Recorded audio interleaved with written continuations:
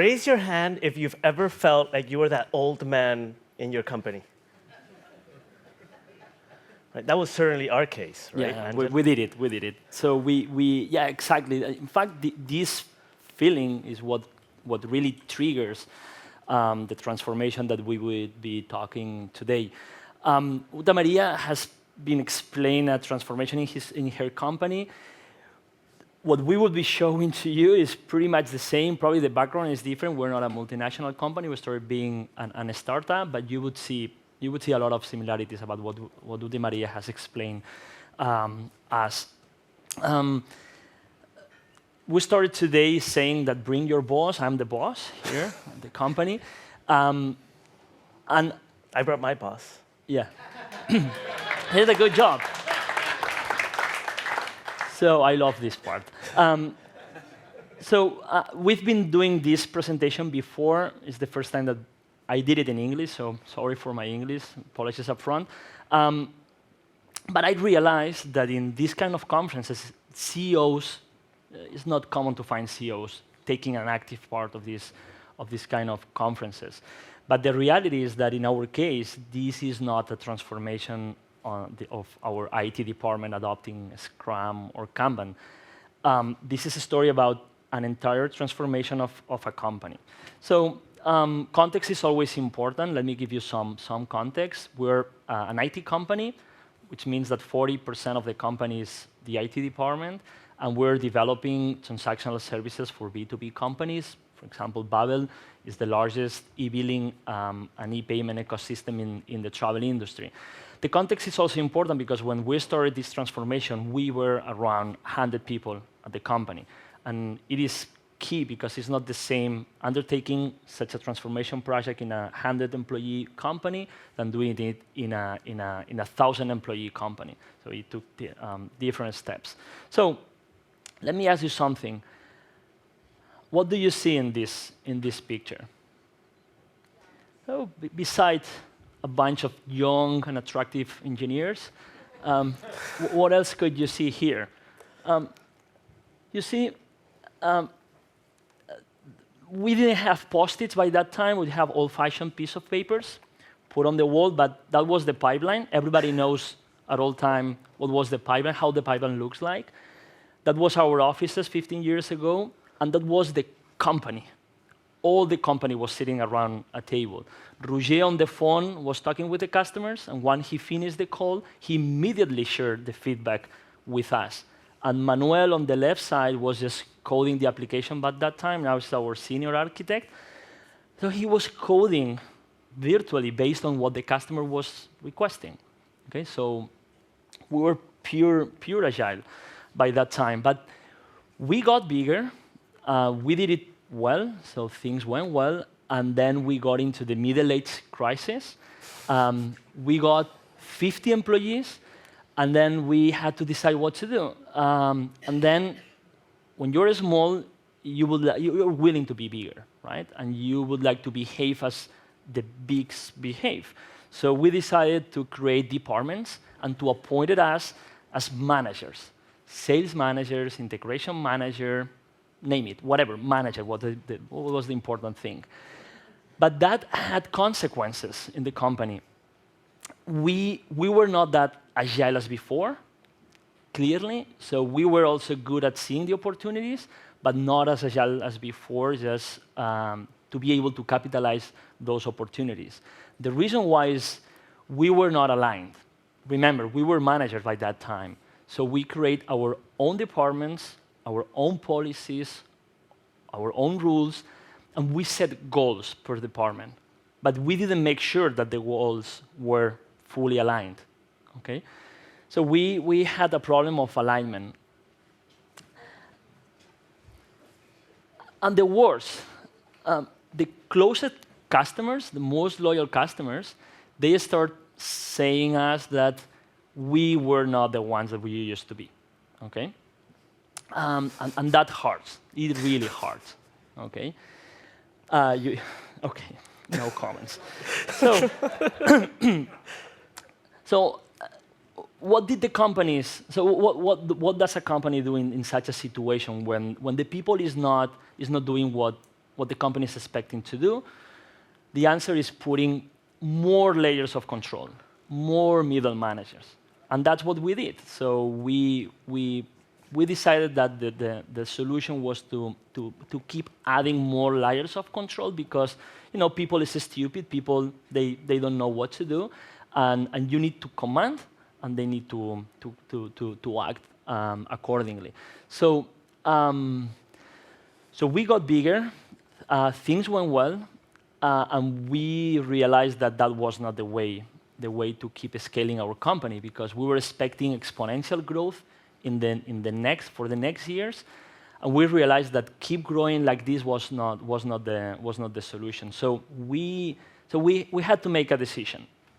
So we had to choose to either change or die, and die from success. It's not because things went wrong. So we had a lot of success. But we need to decide whether we would change or not, and then we start talking with companies. We start reading books. We got inspired by 7-Day Weekend, The Good to Great, La Empresa Más Feliz del Mundo, Drive, and then we also look at different frameworks. So we use a scaling up, we use agile methodologies, we use sociocracy. Adrian will go over this in a minute. So we realized that other way of creating a company, other way of organizing a company could be possible, and we could succeed doing that. So we committed ourselves to this entire transformation. This is a story of 3 years, summarized into 10 minutes. Let me just summarize all the key factors into 8 key principal factors. The first one is identifying our values. We didn't have to change the mindset, as Ute Maria was saying before, because we were already a startup. But we defined, so we call for volunteers at the company, and then we made a collaborative initiative, collaborative process to identify what were the values at that time at the company. And we said that we are challenge maniacs, people freaks, change lovers, and a fantastic team players. The second key factor is acting accordingly. Phil said yesterday that this is the time for the hard calls. In our case, the hard calls meant that one of our more senior tech leads was not aligned with the values. So we had to let him go. And that was hard by that time. So we were not that many people, and the dependency that we had with this guy was really, really, really high. So it was hard, but it was priceless as well, because this gives us credibility. So acting accordingly to what we have just said, that those are our values, this gives us credibility. Then the third key factor is you cannot do that alone. You need to find someone with the experience of doing this before, and not only the experience, but this has to be also aligned with your values. In order to introduce the next point, I have to introduce you our president, Xavi Ginesta. This is our president, and that's his face when we enter into the room, and as Ute Maria was saying before, letting him know that this is going to be expensive. A transformation process is going to be expensive, not because the cost of the consultant, but that because everything that you have to invest into this transformation. Once Xavi was recovered from his heart attack, then we got together, and we were fully aligned. This is also critical because a transformation will bring stressful situations, uncertainty, and unless you are fully aligned, you won't succeed. And I love this picture. So when I saw Adrian riding a horse, I knew that he has to be my consultant. So every Damn internet. So every transformation project has to have its own Quixote and Sancho Panza. So you need the consultant to be experienced, you need to be fully aligned with your values, but you need also a hands-on consultant, someone that gets involved in the day-to-day decisions, has involved in the change management and talking with the people.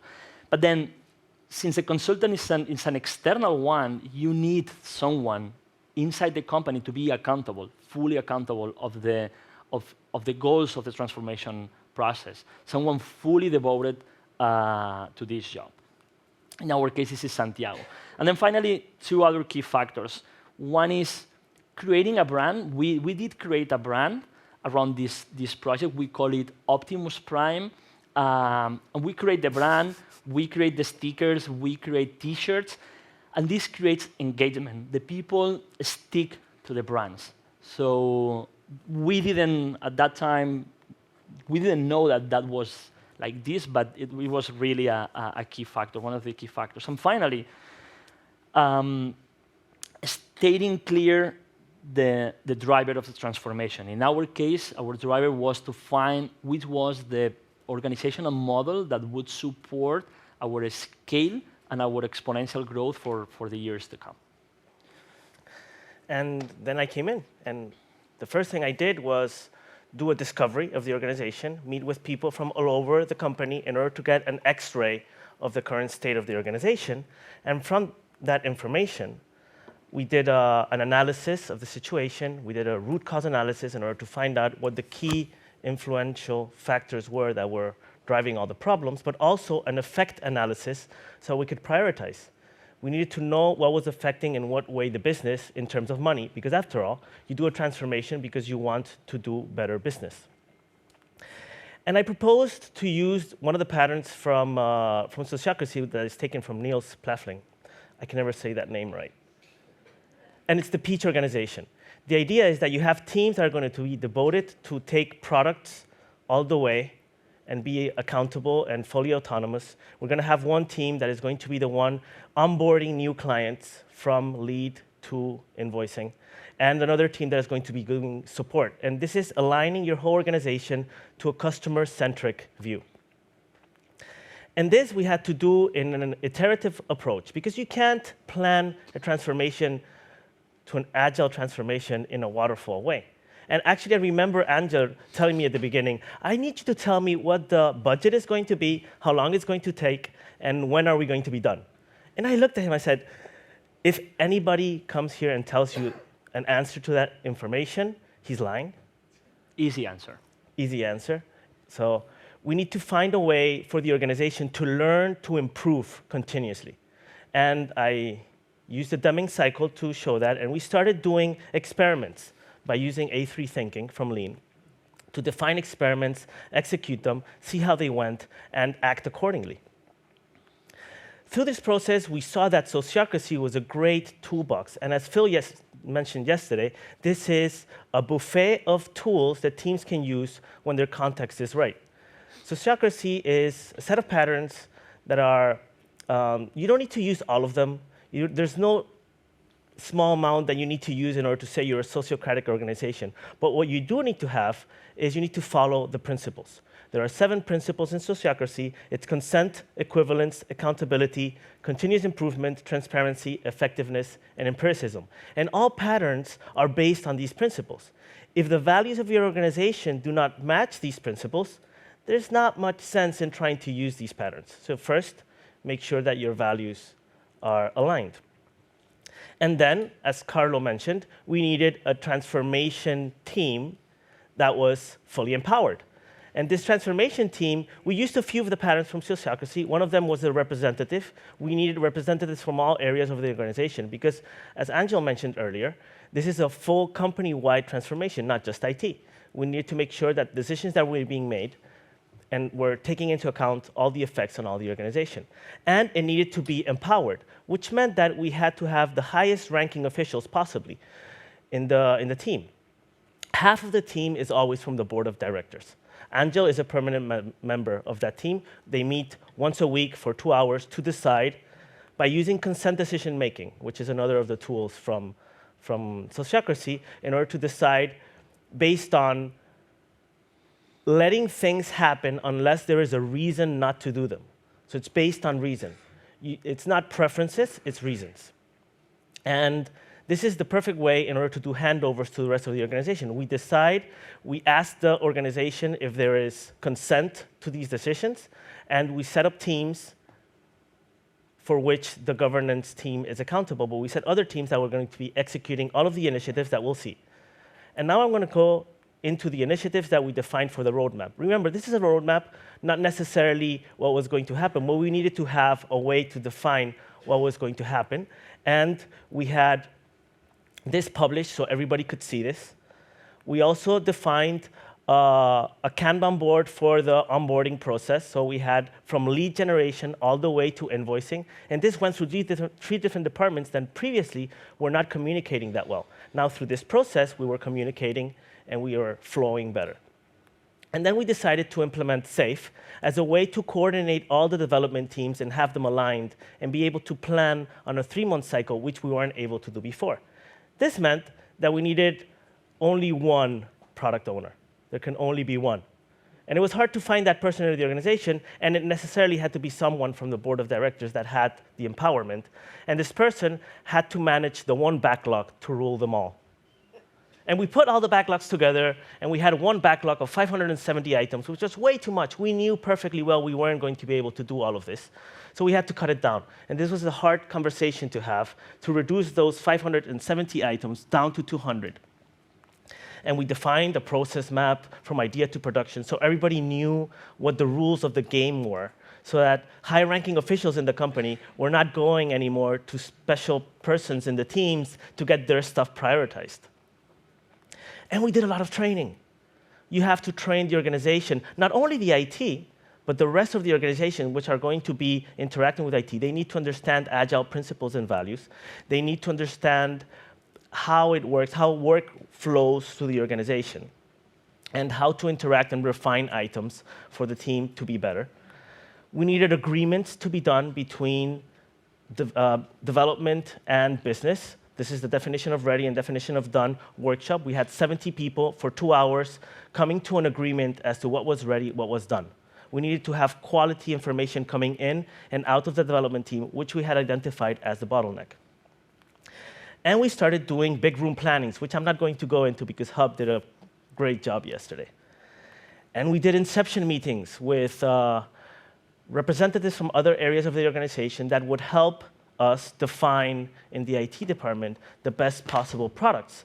And we started with stakeholders from the organization, but now we're bringing in clients from other organizations to help us co-create the best solutions for them in a push for customer-centric approach. We don't want to stop there. Right? SAFE was a great stepping stone, but our context moves faster than in a 3-month cycle, so we're going to move towards a less scaling approach in which we can plan on a 2-week cycle coordinated. But in order to do that, we need to have cross-functional teams. And this is a hard part.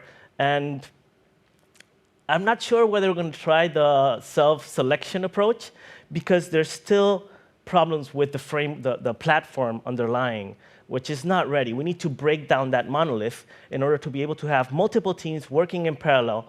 And when that happens, we might move on to less, or maybe even take it further and use the Spotify approach, where each team is completely autonomous, working with their own product owner, defining their own priorities, as long as they are aligned. There are plenty of patterns that we used. We don't need to use all of them, but definitely the transformations are not always pretty. Right, Àngel? No. There were problems with the transformation. Mm-hmm. There was work that was building up. There's the business as usual that is not always that easy to handle. On these quarterly meetings that Adrian was mentioning before, it's hard from a CEO perspective to devote resources from the team on the initiatives that has to do with the transformation in front of those initiatives that they will bring money to the company. So there was, Uta Maria was mentioning before, this is a hard choice to devote 15% of the time of the team just to work on transformation. I mentioned it before, change means stress for the people, because at the end of the day, a company, we talk about company, but company is basically a bunch of people.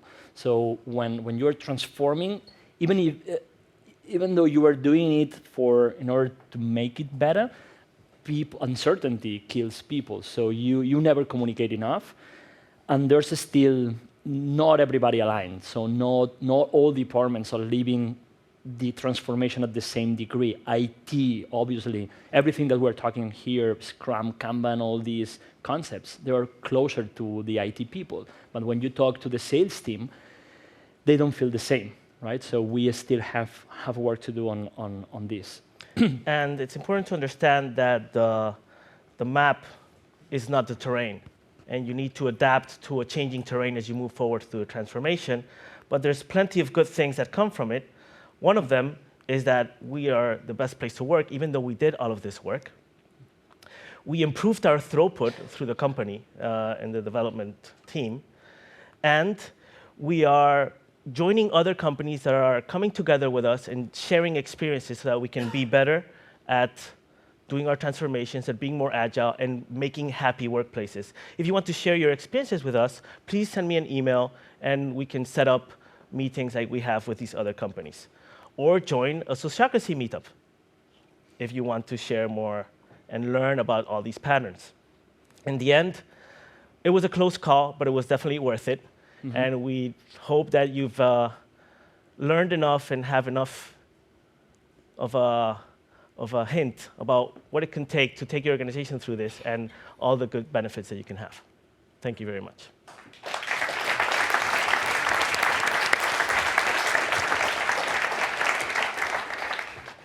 Thank you.